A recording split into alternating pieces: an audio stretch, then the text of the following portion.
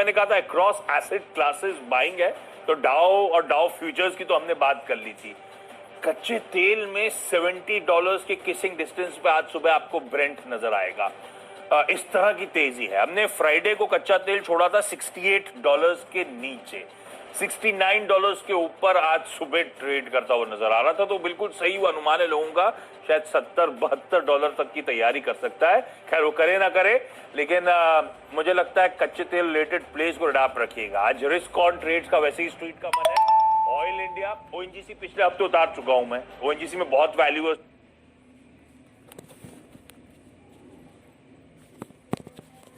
तो ओएनजीसी कह लीजिए, और बिल्कुल उसका प्रॉक्सी है। मुझे लगता है ऑयल इंडिया को आज जड़ा पर रखेंगे। खरीदारी करने का मन लेवल स्क्रीन पे नोट डाउन करिएगा। और क्योंकि कच्चे तेल के प्ले की बात कर रहा हूं, तो एक स्टॉक और, Hindustan oil exploration company HOEC, क्या बढ़िया मूव आना शुरू है स्टॉक में, और ये आप 100 रुपीज के पार इस समय आके खड़ा हुआ आपको नजर आएगा। फर्दर लेग्स होंगे इस तरह के मोमेंटम इन स्टॉक्स में। 107 तक के लेवल्स के लिए यहां पे अप्रोच करेंगे। डेफिनेटली क्रूड एक प्ले होगा। 70 के आसपास अगर क्रूड पहुंच रहा है तो ये एक निश्चित तौर पे पूरे एनर्जी पैक में, या इवन आप इसके देखिए गैस के, नेचुरल गैस के प्राइसेस भी 6-7% बढ़ गए हैं। लेकिन चलिए अपनी टीम की तरफ बढ़ते हैं, और यहाँ पे पहला स्टॉक मेरा सेल कॉल है बंधन बैंक, और मुझे ये नतीजे काफ़ी कमज़ोर लगे हैं, और वो तब जबकि अभी तो बंगाल और असम में कोविड का विकराल रूप दिखा नहीं है। थोड़ी देर पहले ही मैं पढ़ रहा था 50% पॉजिटिविटी रेट है बंगाल में। असम के इनिशियल आंकड़ों से रिजल्ट की हालत ये है। मुझे लगता है कि ये बैंक अभी थोड़ा स्ट्रेस में रहेगा। बहुत सारे ब्रोकरेजेस आप पढ़िए आशीष, सब अपने टारगेट घटा रहे हैं, लेकिन बाय बाय बाय बाय चिल्ला रहे हैं। मैं बिल्कुल कन्विंस नहीं हूँ उससे। मुझे लगता है कि सच सामने रखना चाहिए। बंधन बैंक के नतीजे कमज़ोर हैं, मैसिव राइट ऑफ है, इस वजह से ग्रॉस एनपी आप ठीक कर पाए, लेकिन उससे कोई बहुत फर्क नहीं पड़ रहा। हर पैमाने पे नतीजे बीट नहीं दिख रहे हैं, डाउनवर्ड्स हैं। तो मुझे लगता है बंधन बैंक सेल करना चाहिए। लेकिन इसी के कंट्रारी इसलिए कह रहा हूँ कि नतीजे अच्छे हैं। एवेन्यू सुपरमार्ट के नंबर बहुत ही ज़बरदस्त आए हैं, और यहाँ से आगे की ग्रोथ के प्रोजेक्शंस में मीडियम टर्म में बहुत बढ़िया है। मुझे लगता है उस पर फोकस करना चाहिए। रेवेन्यू जो है इनका ठीक ठाक यहाँ से निकल के आया है। एबिटा में जो हमारा 586 के सामने 613 करोड़ आया है, मार्जिन 0.3% बढ़ गए हैं, 8.3 हो गए हैं, और मुनाफा 414 करोड़। तो नंबर बेहतर है, इसलिए मुझे लगता है कि एवेन्यू सुपरमार्ट में खरीदारी करनी चाहिए। ओके, अच्छा, फ्राइडे को हमने एक बड़ा अच्छा शो करा था, रोटी कपड़ा और मकान। तो बेसिक आइडिया था कि कमोडिटीज में जो तेजी आ रही है, या कमोडिटीज में कई लोग कहते हैं सुपर साइकिल जो चलना शुरू हुई है, उसको बुनाने का तरीका था। तो उसमें कपड़ा था, टेक्सटाइल, और वाकई टेक्सटाइल स्टॉक्स में अच्छा मोमेंटम पिकअप हुआ है। उस दिन सारे एक्सपर्ट्स एक वॉइस में कह रहे थे वो चाइना फैक्टर एट प्ले है। केमिकल्स के अलावा टेक्सटाइल्स को बहुत फायदा ऑलरेडी मिलना शुरू हो चुका है, बहुत फायदा मिलेगा। दुनिया भर का प्रोक्योरमेंट चाइना से शिफ्ट हो रहा है, और पेरिफेरल मार्केट जैसे कि ताइवान हुआ, हमारा बाजार हुआ, इनको फायदा मिलेगा।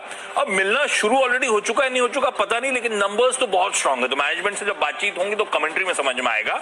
2 टेक्सटाइल कंपनीज एक साथ स्क्रीन पर, एक एक करके।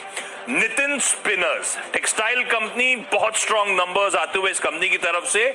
आय में 35% का उछाल, Q1Q भी बहुत तगड़ा ट्रैक्शन, 4 करोड़ का मुनाफा बढ़कर 42 करोड़ रुपए हो गया। पिछले क्वार्टर भी केवल 24 करोड़ रुपए के आसपास की रेवेन्यूज थे। तो अगर आपको लग रहा था पिछला वाला लॉकडाउन वाला क्वार्टर था, उससे कंपेयर करना गलत होगा, तो मैंने Q1Q भी कंपैरिजन रख दिया है। बहुत बढ़िया आंकड़े आए, इसीलिए स्टॉक को मेंशन कर रहा हूं। नितिन स्पिनर्स को अडॉप्ट रखेंगे। दूसरी टेक्सटाइल कंपनी है सतलज टेक्सटाइल्स। बहुत अच्छे टेक्सटाइल कंपनी के आंकड़े, आय में साल दर साल 26% का उछाल, 688 करोड़ रुपए की रेवेन्यूज पहुंचते हुए। प्रॉफिट का आंकड़ा देखिए, 27.5 करोड़ रुपए। पिछले साल Q4 में 13-14 करोड़ का लॉस हुआ था। भाई फिर कंसर्न होगा कि पिछला साल ठंडा था, तो लास्ट क्वार्टर में भी केवल 11 करोड़ का मुनाफा था, जो बढ़कर अब 27-28 करोड़ रुपए पहुंचता हुआ। दोनों टेक्सटाइल कंपनीज के नंबर्स बहुत स्ट्रांग, इसलिए दोनों को एक साथ मेंशन कर रहा हूं। टेक्सटाइल एज अ स्पेस वैसे अडॉप्ट रखेगा। पिछले हफ्ते फ्राइडे को मेरे ख्याल से मैंने रेमंड को भी रखा था टीम में, और उसके भी बहुत स्ट्रांग आंकड़े आए थे। रेमंड का टेक्सटाइल का धंधा, रेमंड का रियल एस्टेट, दोनों फायर कर रहे थे। अच्छा मूव स्टॉक में आया था आज ये 2 टेक्सटाइल कंपनीज।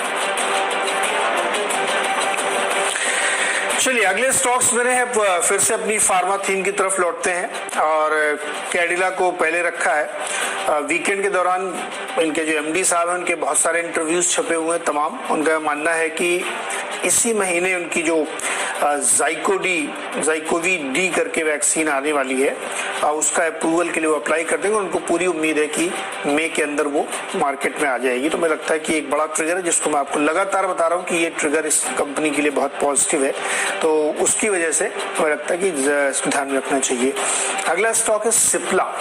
सिप्ला को इसलिए चुना है क्योंकि कोविड की बहुत सारी दवाएं तो ये बना रहे हैं, आपने सुना होगा। एक वीकेंड के दौरान एक बड़ी चिंताजनक खबर थी कि एक म्यूकरमाइकोसिस नाम का एक फंगल इन्फेक्शन बहुत हो रहा है पोस्ट कोविड रिकवरीज के दौरान, और उसकी दवा जो है लिस्टेड प्लेयर में यही बना रहे हैं और बहुत महंगी दवा है और बहुत ज्यादा उसका अचानक से केसेस बढ़ने की वजह से डिमांड दिखती हुई दिख रही है।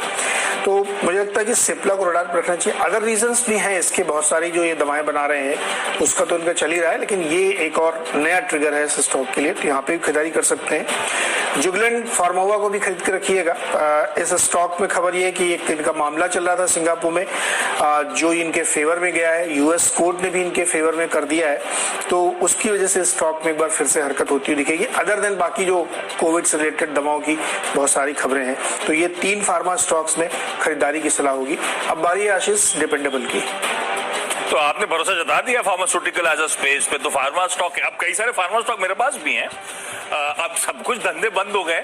वीकेंड पे अपडेट आ रहे थे तमिलनाडु से, केरला से, दिल्ली से, सब कंपनीज की तरफ से कि धंधे बंद हैं, तो सोचा क्या खरीदा जाए, तो फार्मास्यूटिकल एज अ स्पेस, और उसमें स्पार्क सन फार्मा एडवांस रिसर्च कंपनी।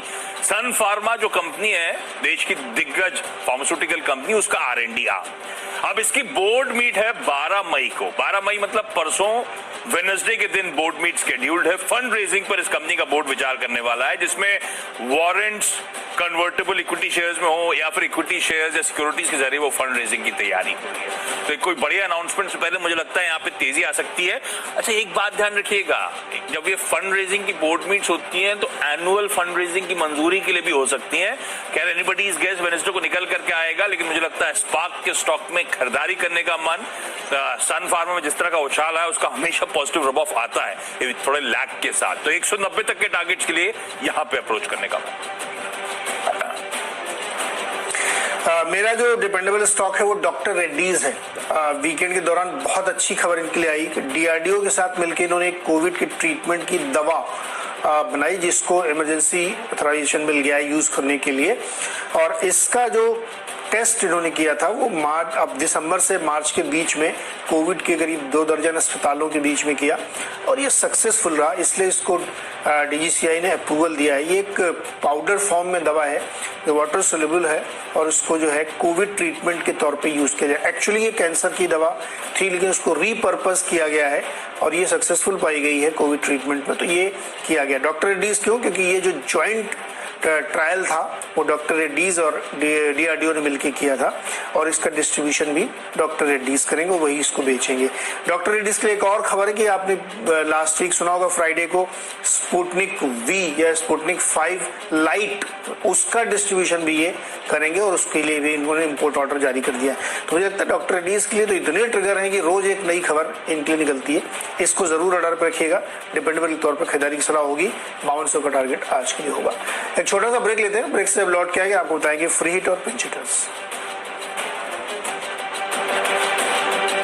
सीधा सौदा में, और अभी तक आपको 6 स्टॉक्स हमने बताया, जिसमें 4 तो फार्मा स्टॉक थे और अलग अलग खबरें और एक कम्बो खबर भी है उनके लिए। लेकिन अगला स्टॉक जो फ्री हिट के तौर पर लिया है, छोटी सी कंपनी वर्धमान एक्रेलिक। नतीजों के आधार पर इसको चुना है। इसका जो टोटल रेवेन्यूज है उसमें करीब 29% की ग्रोथ देखने को मिली है और वो 109 करोड़ आया है, और मुनाफा इनका जो है 55% बढ़ के 23 करोड़ पे पहुंच गया है। तो नंबर बहुत अच्छे, बहुत स्ट्रॉन्ग नंबर है। आप क्वार्टरली भी देखेंगे या ईयरली भी देखेंगे तो नंबर बहुत स्ट्रॉन्ग आया है। तो मुझे लगता है कि ये स्टॉक रडार पर रखना चाहिए, यहाँ पे एक अच्छी तेजी बन सकती है। अगला स्टॉक है विनाइल केमिकल। ये एक जिसको कहते हैं पिडिलाइट की प्रोमोटेड कंपनी है। वैम करके केमिकल होता है, विनाइल केमिकल, जिसका नाम पे ही कंपनी का नाम है, उसको ये बेचता है और ये मल्टीपर्पज केमिकल होता है। इसकी कीमतों में बहुत शार्प इजाफा देखा गया है। पिछले 2-3 महीनों से लगातार इसमें तेजी बनी है क्योंकि इसके यूजेस बहुत बड़े हैं। तो विनाइल केमिकल को रडार पर रखिएगा, ये स्टॉक अभी भी बहुत अंडर वैल्यूड है और हमें लगता है जिस पेडिग्री का इसकी प्रमोटर्स हैं और जिस तरीके के बिजनेसेस आगे निकल के आ रहे हैं, तो इस स्टॉक में बहुत तेजी बनेगी। पहले ये ट्रेडिंग प्लस प्रोडक्शन में थी, लेकिन अभी ज्यादातर इनका काम ट्रेडिंग है और ये जो वैम करके केमिकल है, ये मैक्सिमम इंपोर्ट करके यहाँ पे बेचा जाता है, तो ये ट्रेडिंग बेनिफिट इनको ज्यादा हो रहा है। हमें लगता है कि इस पर खरीदारी करनी चाहिए। विनाइल केमिकल में आज के लिए टारगेट यहाँ पे होगा 150 का। ओके, दो फार्मास्यूटिकल हेल्थ केयर स्पेस की और कंपनीज, तो मैंने डिपेंडेबल में रखा था स्पार्क, सन फार्मा एडवांस रिसर्च कंपनी को, पैनेशिया बायोटेक एक फ्री हिट के तौर पे। अच्छा, इसमें अच्छी तेजी आना शुरू हुई थी जब इसने कॉन्ट्रैक्ट करा था RDIF के साथ, वो रशियन कंपनी जो स्पुतनिक वी के को ओन करती है, उसका लेबल को ओन करती है, उस ब्रांड को ओन करती है। 100 मिलियन डोसेज एनुअली, यानी कि 10 करोड़ डोसेज एनुअली। इंडिया में नहीं, इंडिया में तो करार डॉक्टर रेड्डीज के साथ है और जो ग्लोबल सप्लाई चेन है उसमें ये जो डोजेज आएंगी उसके थ्रू सप्लाई करी जाएगी, उससे मदद ली जाएगी। तो अभी तक वो डील के फाइनल कॉन्टोर सामने नहीं आए थे। अब कहा जा रहा है उस डील की, जब मैंने मैनेजमेंट से बात भी करी थी, मुझे याद है वो सेंसेक्स चल रहा था जब पैनेशिया बायो का इस न्यूज पर मैनेजमेंट आया था, MD साहब आए थे, तब उन्होंने कॉन्टोर्स कहा था अभी हम मेंशन नहीं कर सकते, डील पार्ट नहीं है। अब होप्स हैं स्ट्रीट में कि डील के कॉन्टोर्स सामने आएंगे, तो किस तरह के मार्जिन होंगे, किस तरह का पैसा ये कंपनी कमा पाएगी, उस पर बात सामने आएगी। और बहुत सुगबुगाहट ये भी चल रही है, जिसपे रिपोर्ट्स भी सामने आई थी कि ये कंपनी भारत बायोटेक के साथ कोवैक्सीन को मैन्युफैक्चर करने के लिए भी बातचीत कर रही है। जब वो रिपोर्ट्स आई तो कंपनी की तरफ से अपडेट आया एक्सचेंजेस पे और उन्होंने डिनायल नहीं करा। उन्होंने कहा कि हम अपॉर्चुनिटीज को इवैल्यूएट करते रहते हैं, हम कंफर्म डिनाई स्पेस पे नहीं करेंगे इस समय। तो मुझे लगता है बढ़िया धंधा है, इस समय इनकी कैपेबिलिटीज का बढ़िया फायदा उठाया जा सकता है और यही कारण है कि स्टॉक अच्छा मूव दिखाएगा। बस एक ही इशू है, सेरम इंस्टीट्यूट अदर पूनावाला साहब का जो स्टेक है, रह के वो ऑफलोड होने स्क्रीन पर आता है। आपको याद होगा बीच में स्टॉक अचानक पिटा था, वो इसीलिए पिटा था क्योंकि सेरम इंस्टीट्यूट ने अपना कुछ चंक ऑफलोड करा था। मेरे ख्याल से जब भी वो ऑफलोड हो और स्टॉक पे वापस प्रेशर आना शुरू हो, फिर भी खरीदारी करने के मौके होंगे। वो ओवरहैंग खत्म हुआ तो स्टॉक और तेजी दिखाना शुरू करेगा। पर पैनेशिया बायोटेक को रडार पे रखेंगे। थायरोकेयर टेक्नोलॉजीज, अब आज तो खैर पता था कि across the board globally mood अच्छा है तो बहुत तेजी देखने को मिलेगी, इससे स्टॉक पिकिंग दिक्कत नहीं थी। लेकिन आपको पता है 90% धंधे इस समय बंद हो चुके हैं, है ना, वो लॉकडाउन का पालन करते हुए राज्यों, और ये वीकेंड पे सारे अपडेट्स आ रहे थे छोटी बड़ी कंपनीज की तरफ से, जो चल रहा है फिर उस पर कन्विक्शन भी आता है। खैर इसके नंबर्स भी आए, अब नंबर्स मोटा मोटी इन लाइन कह लीजिए, क्योंकि इसने अपडेट शेयर करा था क्वार्टर का, वो रेवेन्यूज तो उसी लाइन पे आते हुए नजर आए, पर ये ऑफ हाई स्ट्रेट कर रहा है। पहले रिजल्ट्स बता देता हूं। आय में 45% का जंप, EBITDA 66% का improvement, margin almost 450-500 basis point सुधरे, 1.5 करोड़ के घाटे के सामने 38 करोड़ रुपीस का प्रॉफिट क्लॉक कर दिया। और इसका जो डायग्नोस्टिक बिजनेस है वो परफॉर्मेंस को ड्राइव कर रहा है। खैर अभी भी ये 1200 प्लस के हाई से नीचे कामकाज कर रहा है, इसीलिए थायरोकेयर को मेंशन कर रहा हूं। क्विकली छोटा सा ब्रेक के उस पार बचे हुए दो स्टॉक्स, हम दोनों को एक दूसरे की टीम्स में पसंद क्या आ रहा है उस पर बातचीत, और फिर टीम्स का क्विक रैप अप।